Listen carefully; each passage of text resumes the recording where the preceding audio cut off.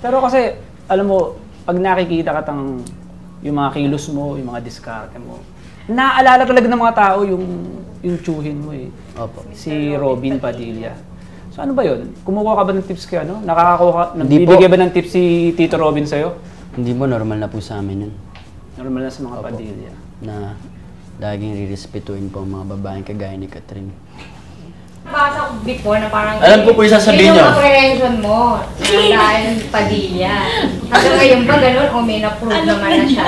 May nabago naman. Oo. Kasi hindi naman pala, yung first impression ko sa kanya, opposite naman. May mga nakuha kayo. Ano yung conclusion? Ano, opposite, super. Sobrang mabait, hindi, totoo, mabait. Tapos, mabait. Wala na pala eh.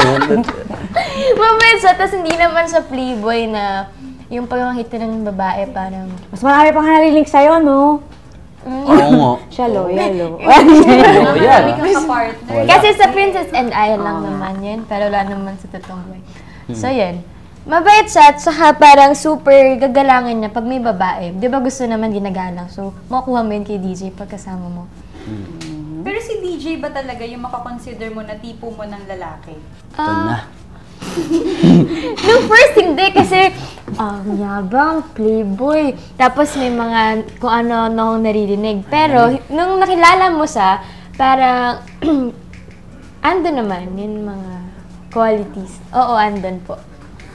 Pwede ba namin malaman kung ano yung... Okay na po yun, ma'am. Baka sumablay na eh.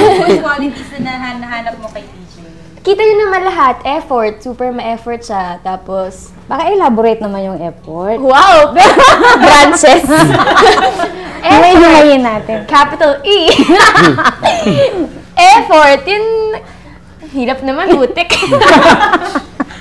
Yung magte-text ka, di ba? Pag yung mga babae, may huwang text sa kanya. Tapos yung alalayan Wala pang ka. 10 seconds, may reply na. Oo, may reply na. Tapos yung parating, hindi ka gugutumin.